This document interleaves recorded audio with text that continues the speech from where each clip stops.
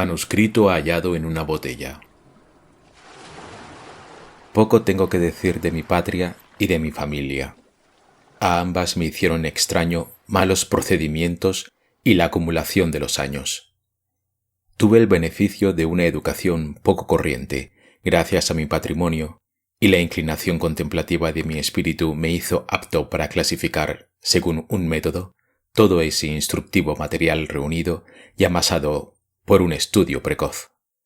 Las obras de los moralistas alemanes me proporcionaron, sobre todo, infinitos goces, no por admiración a su locura elocuente, sino por el deleite que, gracias a mis costumbres de análisis riguroso, experimentaba sorprendiendo sus equivocaciones. Muchas veces se me ha reprochado la aridez de mi genio, y una falta de imaginación se me ha imputado como un crimen. Me hizo célebre el pirronismo de mis opiniones. En realidad, me temo que una gran inclinación por la filosofía física haya llenado mi espíritu de uno de los defectos más frecuentes en este siglo, o sea, la costumbre de relacionar con los principios de esta ciencia las circunstancias menos susceptibles de semejante relación. Por tanto, nadie menos expuesto que yo a dejarse arrastrar fuera de la jurisdicción severísima de la verdad por los ignes fatui de la superstición. Ante el temor de que la increíble narración que voy a efectuar se considere como el frenesí de una imaginación cruda y no como la experiencia positiva de un espíritu para el que no existieron nunca imaginativas ensoñaciones, considero oportuno este preámbulo. Transcurridos muchos años desaprovechados en un largo y lejano viaje, me embarqué en 1800 en Batavia, en la rica y populosa isla de Java, para pasear por el archipiélago de la Sonda. Me embarqué como simple pasajero, ya que no me impulsaba otro móvil distinto de mi nerviosa intranquilidad, que me perseguía como un mal espíritu. Nuestro velero era un hermoso navío que desplazaba unas 400 toneladas. Había sido construido en Bombay, con madera de teca de Malabar, y llevaba un cargamento de algodón, lana y aceite de las laquedivas.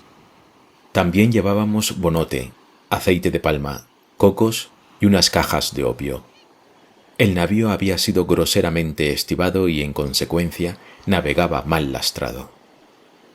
Durante algunos días navegamos a lo largo de la costa oriental de Java, sin más incidente que el encuentro de algunos islotes para engañar la monotonía de nuestra ruta. Una tarde, apoyado en la borda de la toldilla, observé una nube singularísima, aislada hacia el noroeste. Distinguíase tanto por su color como por ser la primera que tuvimos ocasión de ver desde nuestra partida de Batavia.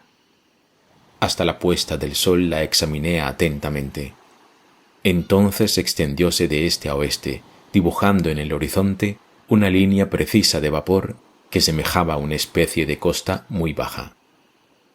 El aspecto rojo oscuro de la luna y el extraño carácter del mar no tardaron en distraer mi atención.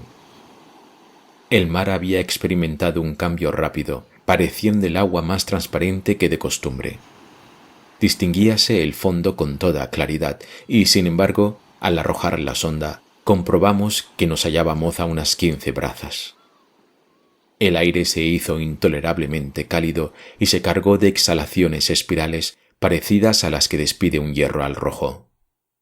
Se extinguió toda brisa con la noche y nos envolvió una calma inconcebible. Sin el menor movimiento sensible, ardía a popa la llama de una vela, y un cabello sostenido entre el pulgar y el índice caía recto, sin efectuar oscilación alguna. No obstante, como dijera el capitán que no advertía síntoma alguno peligroso, y como derivábamos hacia tierra, ordenó aferrar las velas y echar el ancla. No se puso vigía de cuarto, y la tripulación, compuesta en su mayoría de malayos, acostóse sobre el puente. No del todo tranquilo descendí a mi camarote. Tenía el presentimiento de que iba a ocurrir una desgracia. Todos aquellos síntomas hacían temer un Simón, pero cuando se lo dije al capitán, no me prestó atención y me volvió la espalda sin contestarme.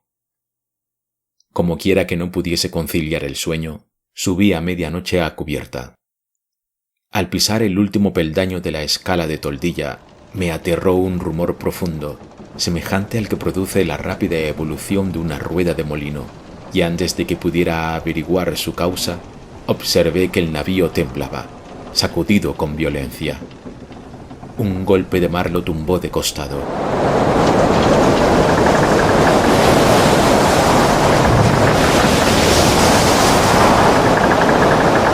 Y la ola, al pasar sobre nosotros, barrió la cubierta de proa a popa.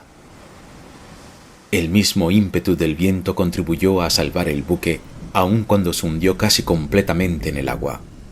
Como quedasen libres sus mástiles, se levantó lentamente, vaciló un momento bajo la violenta presión de la tempestad y, por último, quedóse como había estado. Me libré de la muerte milagrosamente. Aturdido por el fuerte choque del agua al volver en mí, me encontré entre el timón y el codaste.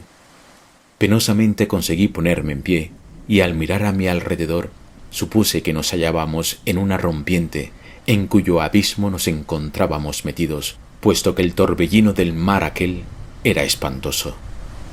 Oí un poco más tarde la voz de un viejo sueco que había embarcado unos momentos antes de que el barco abandonara el puerto. A gritos le llamé y, tambaleándose, acudió a mí. No tardamos en descubrir que éramos los únicos supervivientes del siniestro. Todo lo que se hallaba sobre cubierta, a excepción de nosotros dos, había sido arrojado al mar por la borda. El capitán y los marineros perecieron durante su sueño porque el agua inundó sus camarotes. Nada podíamos hacer nosotros solos para salvar la nave, ni tampoco nos dejaba pensar en ello la seguridad que teníamos de hundirnos de un momento a otro. Estrujados por el huracán, huíamos. El agua precipitábase por las visibles brechas, pero no obstante, nos dimos cuenta de que las bombas funcionaban y que el cargamento no había sufrido demasiado. Durante 5 días y 5 noches enteras, en los cuales vivimos de porciones de azúcar de palma que conseguimos con gran dificultad en el castillo de proa, el barco continuó su huida con una rapidez incalculable ante las corrientes de aire que se sucedían espantosamente y que, sin igualar el primer ímpetu del Simoon, eran, sin embargo, mucho más terribles que ninguna tempestad conocida. Durante los 4 primeros días, nuestra ruta, excepto pequeñas variaciones, fue la de sudeste, en dirección a la costa de Nueva Holanda. Al 5.º día aumentó el frío, ya que el viento procedía del norte. El sol, con un amarillento y enfermizo resplandor, ascendió unos grados en el horizonte, sin proyectar una luz franca. No veíase nube alguna y, sin embargo, enfriábase el viento. Enfriábase y soplaba con violencia. Casi al mediodía despertó nuestra atención el aspecto del sol. En realidad no despedía verdaderamente luz, sino una especie de sombrío y triste fulgor sin reflexión, como si estuvieran polarizados todos sus rayos. Antes de que se hundiera en el turgente mar, su fuego central desapareció súbitamente, como si una inexplicable potencia lo hubiese apagado de pronto. Cuando se sumergió en el insondable océano, no era más que un disco pálido y plateado. Esperamos inútilmente la llegada del 6.º día, pero este día aún no ha llegado para mí. Para el sueco no llegó jamás. A partir de entonces nos envolvieron las más espesas tinieblas. No nos era posible distinguir un objeto a 20 pasos del buque. Una noche eterna nos envolvía y ni siquiera la aliviaba el resplandor fosforescente del mar al que los trópicos nos habían acostumbrado. A pesar de que la tempestad continuaba rabiosa y enfurecida, nos dimos cuenta también que no sentíamos ninguna apariencia de resaca ni de las cabrillas blanquecinas que nos acompañaron y sacudieron días antes. En torno nuestro el horror y la oscuridad impenetrable y el negro desierto de ébano líquido. Lentamente infiltrábase en el espíritu del viejo sueco un supersticioso pánico, y mi alma sumíase en muda estupefacción. Abandonamos completamente las reparaciones y cuidados del buque y, abrazados al palo de mesana, mirábamos amargamente la oceánica inmensidad. No teníamos medio alguno para calcular el tiempo. No podíamos formar la más insignificante conjetura con respecto a nuestra situación, pero estábamos convencidos de haber derivado mucho más al sur que ninguno de los navegantes anteriores y nos sorprendía no hallar el natural obstáculo de hielo. Cada minuto parecía ser el último y cada ola la postrera que habíamos de ver. En realidad, solo por un milagro nos librábamos de ser absorbidos por la marejada. Mi compañero hablaba de la ligereza del cargamento y recordaba la excelente cualidad del navío. Pero yo, de antemano, había renunciado a la vida y melancólicamente me preparaba para morir. Nada podía detener más tiempo de 1 hora a la muerte, porque a cada nuevo avance del buque, aquel mar negro y prodigioso adquiría un aspecto más lúgubre y fatal. A veces, a una altura mayor de la del albatros, nos faltaba la respiración, y otras descendíamos vertiginosamente al fondo de un líquido infierno, donde parecía no existir ni el aire ni el sonido. Nos encontrábamos en el fondo de uno de esos abismos, cuando un repentino grito de mi compañero atravesó siniestramente la noche. ¡Vea usted! ¡Vea usted! ¡Dios Todopoderoso!, me gritó al oído.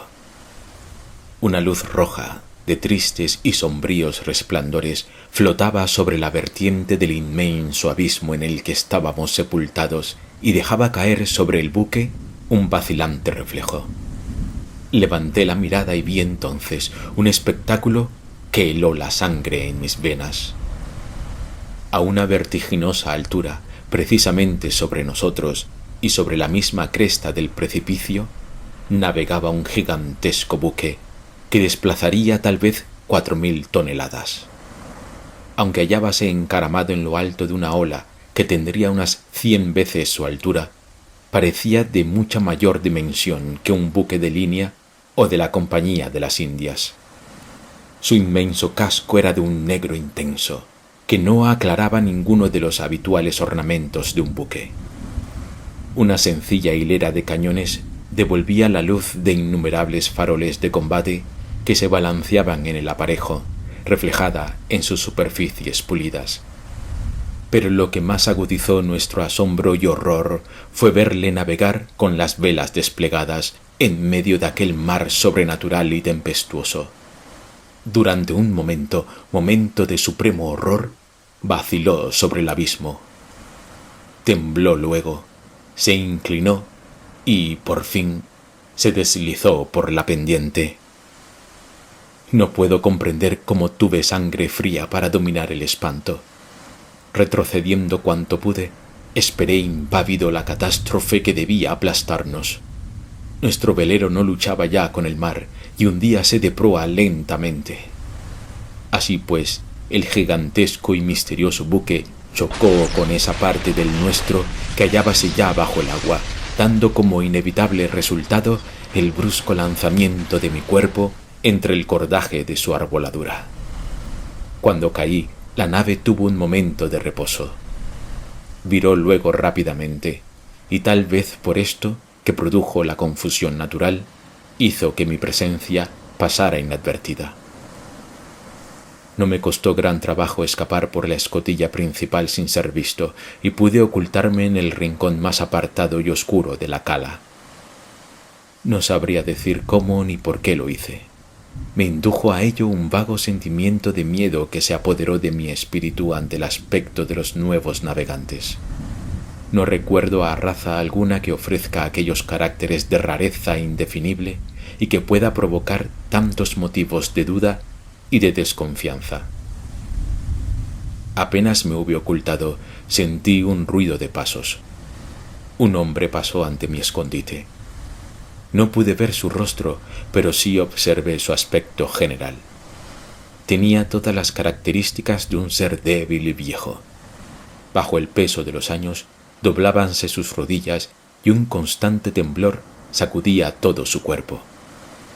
Con voz débil y cascada, hablaba consigo mismo algunas palabras de un idioma incomprensible, mientras se afanaba en un rincón, revolviendo en una pila de instrumentos de extrañas formas y de cartas marinas en mal estado. Sus gestos y ademanes eran una mezcla singular de la torpeza de una segunda infancia y de la solemne dignidad de un dios. Al cabo de un momento volvió a cubierta y ya no le vi más. Se ha apoderado de mi alma un sentimiento que no tengo palabras para expresar, una sensación que se resiste al análisis, que no encuentra traducción posible en los léxicos pretéritos y cuya clave, me temo mucho, no pueda descifrarse en lo porvenir.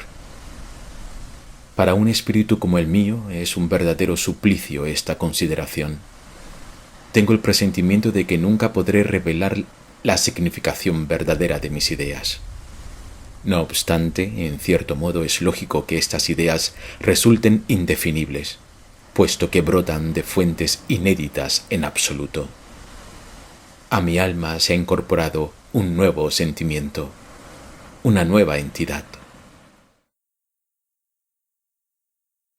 Hace mucho tiempo que pisé por primera vez la cubierta de este buque terrible, y los rayos de mi destino, según creo, se concentran cada vez más. Oh, gentes incomprensibles. Sin verme pasan a mi lado sumidos en meditaciones cuya naturaleza no me es posible adivinar. Sería una gran locura por mi parte ocultarme a ellos, porque no pueden verme. Hace un momento pasé ante el segundo de a bordo. Poco antes me aventuré hasta el camarote del capitán, en donde conseguí medios para escribir lo que antecede y seguirá a esto. Tengo la intención de continuar este diario de cuando en cuando. Es cierto que no encontraré ocasión alguna de transmitirlo al mundo, pero por lo menos lo intentaré. En último caso, guardaré el manuscrito en una botella y la echaré al mar. Ha ocurrido un incidente que me ha dado un nuevo motivo de meditación. Me había aventurado sobre el puente, arrojándome, sin llamar la atención, entre una pila de botes de brea y viejas velas. Mientras meditaba sobre la singularidad de mi destino, inconscientemente pinté con alquitrán los bordes de una bien doblada arrastradera que estaba a mi lado, sobre un barril. La arrastradera está ahora curvada sobre la nave, y los descuidados trazos del pincel dibujan la palabra descubrimiento. Últimamente he hecho algunas observaciones sobre la estructura del barco. Aunque se encuentra muy bien armado, no creo que se trate de un buque de guerra. Tanto su arboladura como su tripulación rechazan esta idea. Sé perfectamente lo que no es, pero me es imposible explicar lo que es. Examinando la extraña y singular forma de este buque, sus colosales proporciones, su prodigiosa colección de velas, su proa severamente sencilla y su popa de un recargado estilo, creo a veces que la sensación de cosas no del todo desconocidas cruza por mi espíritu como un relámpago y se mezcla siempre a estas sombras flotantes de la memoria el inexplicable recuerdo de antiguas crónicas extranjeras y de siglos muy pretéritos. Cuidadosamente he examinado todo el maderamen del buque. Está construido con materiales totalmente desconocidos para mí. Me parecen impropios para el uso al cual han sido destinados. Me refiero a su gran porosidad, considerada independientemente del natural desgaste consecuente de una larga navegación por estos mares y de la podredumbre de la vejez. Tal vez se encuentre demasiado sutil la observación que voy a hacer, pero me parece que esta madera se parecería demasiado al roble español si éste pudiera ser dilatado por medios artificiales. Releyendo la frase anterior, recuerdo el curioso apotegma de un viejo lobo de mar holandés. Es positivo, decía siempre que dudaban de su veracidad, como es positivo que hay un mar donde engorda el buque como el cuerpo viviente de un marino. Hace cerca de una hora he tenido la audacia de deslizarme entre un grupo de individuos de la tripulación. No se han dado cuenta de mi presencia, y aunque me encuentro en medio de ellos, ninguno parece tener el menor sentido de mi estancia a su lado. Como el que por primera vez vi en la cala, todos presentaban el aspecto de hombres viejísimos. Sus rodillas temblaban, débiles. La decrepitud había encorvado sus espaldas. La rugosa piel se estremecía al viento. Sus voces eran cascadas y opacas. Los ojos destilaban las brillantes lágrimas seniles y parecían huir con la tempestad sus grises cabellos. En torno suyo, por cualquier parte de la cubierta, se encuentran esparcidos instrumentos matemáticos de formas antiquísimas y de empleo desusado. He hablado más arriba de la curvatura del ala del trinquete.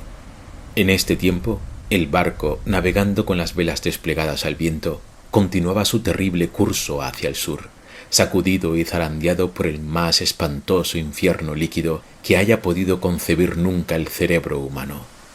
He abandonado la cubierta porque no podía permanecer en ella. Sin embargo, la tripulación no parece sufrir lo más mínimo. Considero como un milagro de milagros que el mar no nos haya absorbido para siempre. Sin duda estamos condenados a bordear continuamente la eternidad, sin hundirnos de forma definitiva en los abismos. Como las golondrinas marítimas, nos deslizamos sobre las olas, 1000 veces más altas y espantosas que ninguna de las conocidas, y otras olas colosales levantan por encima de nosotros sus crestas como demonios del abismo que no pudieran pasar de simples amenazas y a quienes les estuviera prohibido el destruirnos. He terminado por atribuir esta suerte perpetua a la única causa natural que pueda legitimar un efecto semejante. Supongo que el buque está sostenido por alguna fuerte corriente o remolino subterráneo.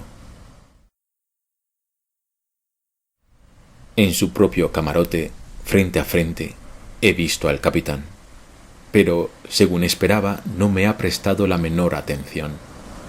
Aunque realmente nada a primera vista haya en él de superior o de inferior al hombre, el asombro que sentía al verle estaba impregnado de respeto y de supersticioso terror. Poco más o menos tiene mi estatura. Es proporcionado y de robusto aspecto, pero esta constitución no anuncia un vigor extraordinario. Lo más singular es la expresión de su rostro, la intensa, terrible y sugestiva evidencia de la vejez, tan absoluta que conforme le miro, más crea en mi espíritu un sentimiento inefable. Su frente, aunque poco rugosa, parece llevar la huella de 1.000.000 de años. Sus cabellos grises son recuerdo del pasado y sus ojos, más grises aún, son como sibilas del porvenir. El suelo de su camarote está cubierto de extraños volúmenes en folio con cantoneras de hierro, instrumentos científicos fuera de uso y antiguos mapas de estilo completamente olvidado. Tiene la cabeza apoyada sobre las manos y su mirada inquieta y ardiente devora un pergamino que lleva firma y sellos reales. Como aquel marinero que vi por primera vez en la cala, hablaba consigo mismo, murmurando en voz baja algunas sílabas en una lengua extranjera. Aunque me hallaba muy cerca de él, me parecía como si su voz llegase a mis oídos desde 1 milla de distancia. Tanto el buque como su contenido están impregnados por el espíritu de otras épocas. Los tripulantes se deslizan como sombras de siglos sepultados. En sus ojos alienta la inquietud de ardientes pensamientos. Cuando, al cruzarse conmigo, iluminan sus manos las luces lívidas de los faroles, siento algo que no sentí jamás, aunque estuvo toda mi vida llena de la locura de las antigüedades, aun cuando me bañé en las sombras de las columnas ruinosas de Baalbek, Tadmor y Persépolis, tanto que mi propia alma concluyó por ser también una ruina. Cuando miro en torno mío me avergüenzo de los terrores pasados. Si la tempestad hasta ahora me hizo temblar de horror, ¿Qué sensación y qué palabras para expresarla habría de necesitar ahora ante la batalla del viento y del océano, batalla para la cual los vulgares conceptos de tornado y simún no pueden darnos la menor idea? Literalmente, el buque ha quedado hundido en las tinieblas de una noche eterna, en un caos de aguas y de espumas. Pero a la distancia circular de una legua aproximadamente, podemos advertir, por intervalos y bien distintamente, grandiosos bloques de hielo que ascienden hacia el desolado cielo como murallas del universo. Tal como había supuesto, la nave se halla indudablemente sobre una corriente, si así puede llamarse a una marejada que muge y aúlla a través de las glaciales blancuras y que en la parte sur produce el estruendoso rumor 1000 veces más precipitado que el de una catarata que cayese verticalmente. No es posible concebir el horror de mis sensaciones.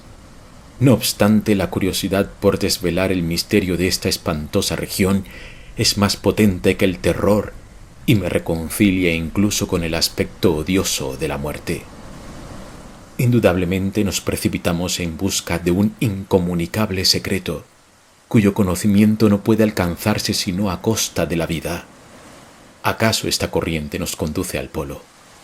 Por extraña que parezca esta suposición, hay que rendirse a su evidencia. Sobre el puente, inquieta y estremecida, pasea la tripulación.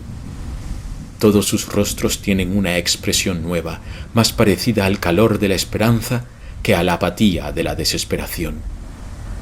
Como llevamos desplegadas todas las velas y el viento nos empuja, hay momentos en que el navío se escapa fuera del mar.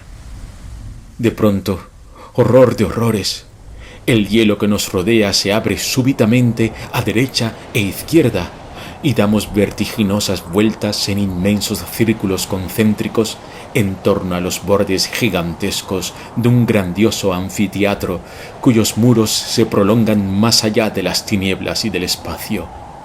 Pero no me queda ya tiempo para soñar en mi destino. Rápidamente los círculos se estrechan. Nos hundimos en el abrazo cada vez más apretado del torbellino y a través del horrible mugir del océano y de la tempestad, la nave tiembla y, oh Dios mío, se hunde.